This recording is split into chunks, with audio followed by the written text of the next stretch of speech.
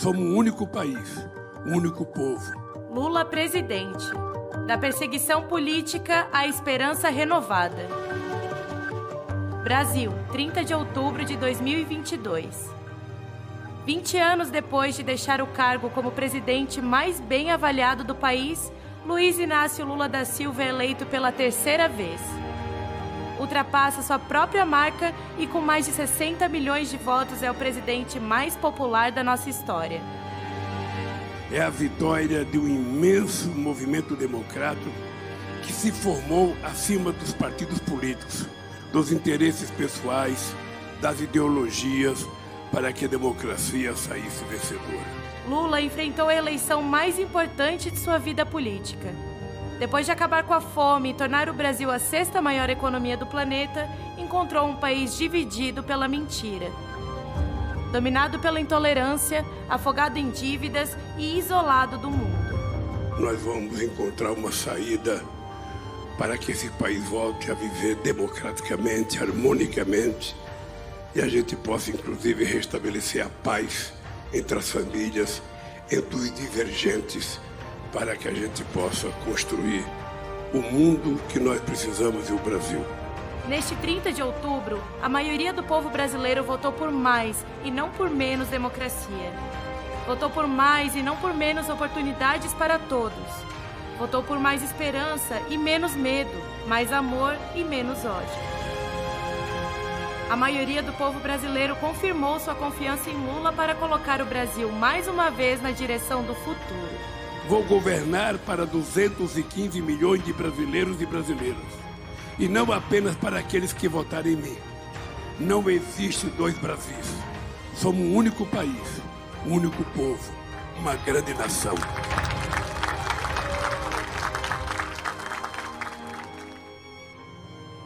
(7 de abril de 2018).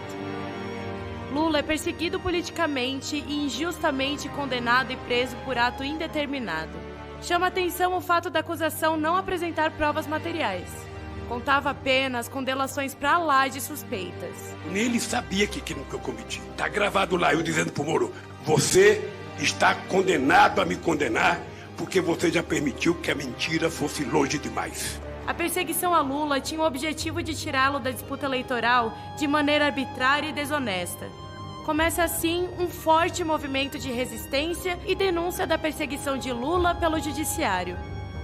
À frente desse movimento, a presidenta do PT, Gleisi Hoffmann. As pessoas querem vir manifestar solidariedade ao Lula, vir manifestar seu apoio, sobretudo vir aqui, ficar aqui numa vigília até a liberação do presidente. Nós não temos um preso comum aqui, nós temos um preso político. A vigília em torno da carceragem onde ficou detido em Curitiba reuniu milhares de pessoas diariamente, dando bom dia, boa tarde e boa noite, presidente Lula. Sempre soubemos que tínhamos a verdade ao nosso lado. Após 580 dias preso, Lula foi inocentado em todos os 26 processos e finalmente teve a sua liberdade de volta. Suspeito e parcial foram os termos usados pelo Supremo Tribunal Federal e pela ONU sobre Sérgio Moro. Então hoje o presidente Lula é um homem livre e inocente. Não tem nenhuma sentença penal transitada em julgado contra o presidente Lula. Nenhuma. Os poderosos podem matar uma, duas ou três rosas, mas jamais conseguirão deter a chegada da primavera. E a nossa luta é em busca da primavera. Agosto de 2022. O Brasil chorava seus mais de 680 mil mortos pela Covid-19. Enquanto Bolsonaro ria de pessoas morrendo sufocadas sem oxigênio. Nós estamos diante de um homem sem alma, sem coração. De um homem que não teve a sensibilidade de derramar uma única lágrima.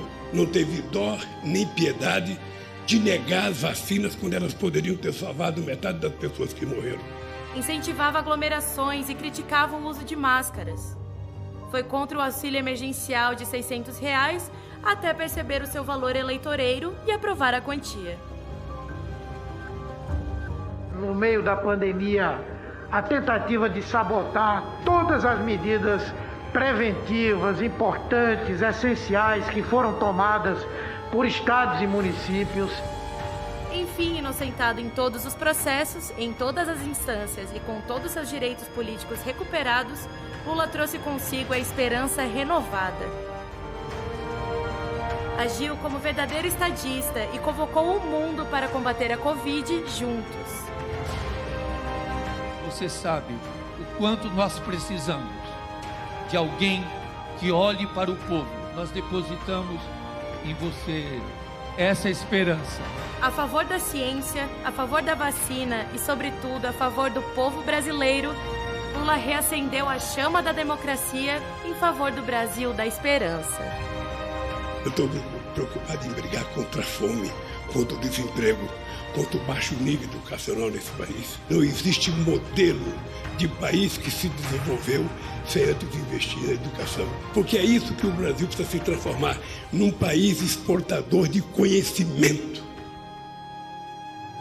Em qualquer democracia saudável, o presidente precisa conversar com o seu povo. Precisa se reunir com governadores, prefeitos, movimentos sociais, sindicais e organizações da sociedade civil. Precisa ouvir.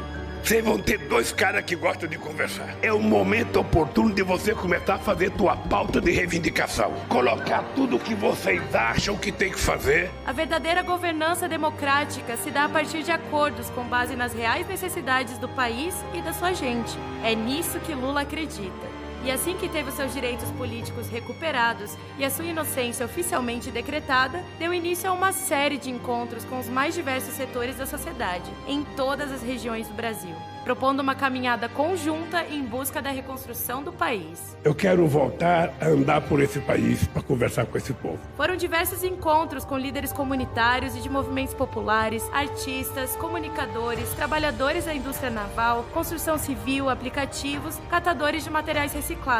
Em pauta, a elaboração de políticas públicas para atender especialmente aqueles que mais precisam da presença do Estado. É por isso que ele ganha meu voto. Ele entende o que o povo brasileiro precisa, onde está o problema e que ele quer resolver isso. Vendia muita abacaxi de caju na cabeça e hoje eu tenho 4 filhas formadas por causa de você. Lula ainda aproveitou para conhecer as instalações da Rede Povo de Comunicação do PT, onde conversou virtualmente com 5.000 dirigentes do partido em todo o país.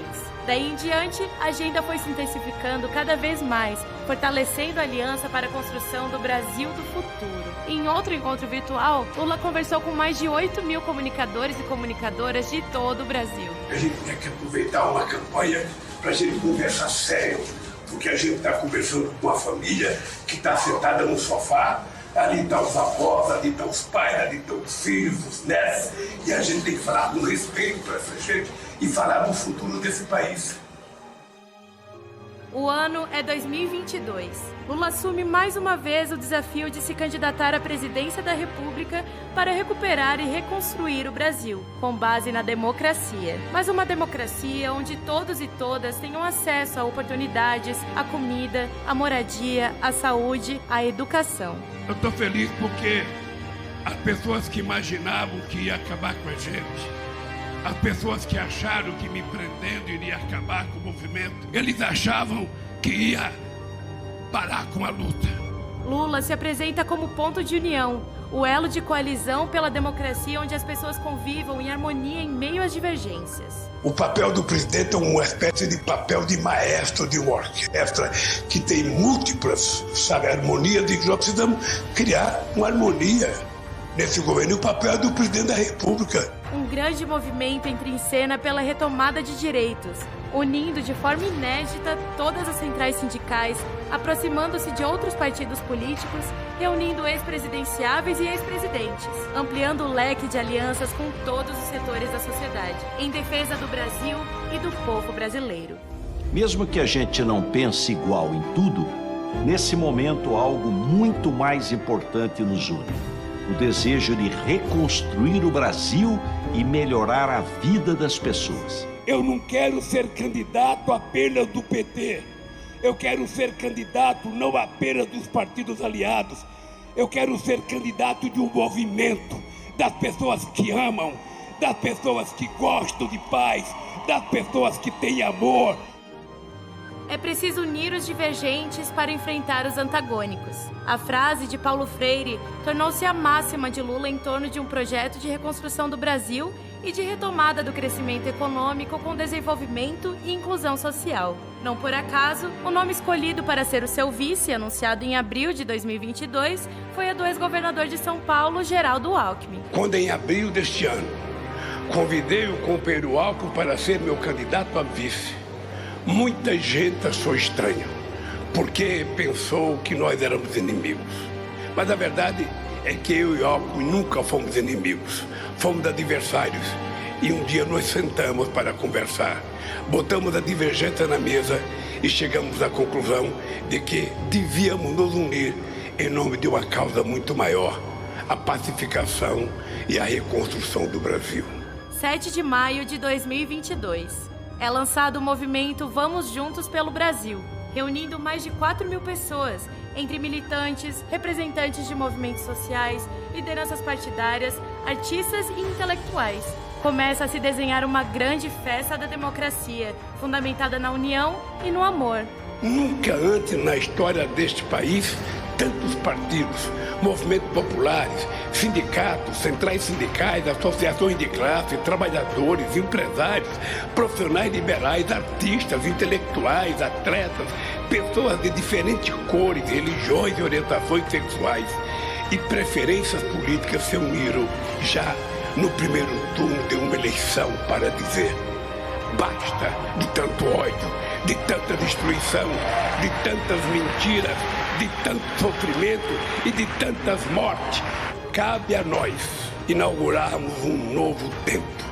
Um tempo de paz, de democracia, união, prosperidade, amor e esperança. Junho de 2022. Com o objetivo de criar um programa de governo popular e que de fato respondesse às demandas da população, a coligação Vamos Juntos pelo Brasil lança uma plataforma virtual colaborativa. Ao todo, o programa recebeu mais de 8.000 propostas, tornando-se o maior processo participativo de construção coletiva de um programa de governo da história. É uma plataforma que já está colhendo sugestões e a gente vai fazer então um negócio bonito. O documento, estruturado a partir dos eixos: desenvolvimento social e garantia de direitos, desenvolvimento econômico e sustentabilidade socioambiental e climática, e defesa da democracia e reconstrução do Estado e da soberania, apresentava as principais ideias-forças da Aliança Progressista, formada pelo PT, PCdoB, PV, PSB, Rede, PSOL e Solidariedade, visando a reconstrução do Brasil. Nós vamos ter que ter os tijolos dessa parede, que significa acabar com a fome outra vez nesse país. Nós vamos ter que ter os tijolos, que significa aumentar o salário mínimo. E nós vamos construindo tijolo por tijolo até chegar na cobertura da casa, que é o material da soberania. Um país será soberano quando o seu povo for respeitado, quando o seu povo tiver emprego, quando o seu povo tiver educação, quando o seu povo tiver salário, quando o seu povo comer, quando o seu povo tiver saúde, quando o povo tiver conquistado uma cidadania digna que todo ser humano tem direito. 16 de agosto de 2022. É iniciada oficialmente a campanha e Lula faz seu primeiro pronunciamento como candidato à presidência da República na fábrica da Volkswagen, em São Bernardo do Campo. Eu queria dizer para vocês que eu vim aqui hoje, nesse dia tão marcante na minha vida, em que a gente começa a campanha eleitoral, para dizer para vocês, e eu quero que vocês prestem atenção. Eu não vou dizer eu vou dizer nós vamos ganhar as eleições, nós vamos ganhar, porque esse país precisa de nós. E daí pra frente não parou mais, recortando o país de ponta a ponta, fazendo questão de conversar olho no olho com cada brasileiro e brasileira. E eu queria dizer para vocês que a ideia de voltar a ser presidente da República desse país é para provar à elite que governa esse país desde 1500 que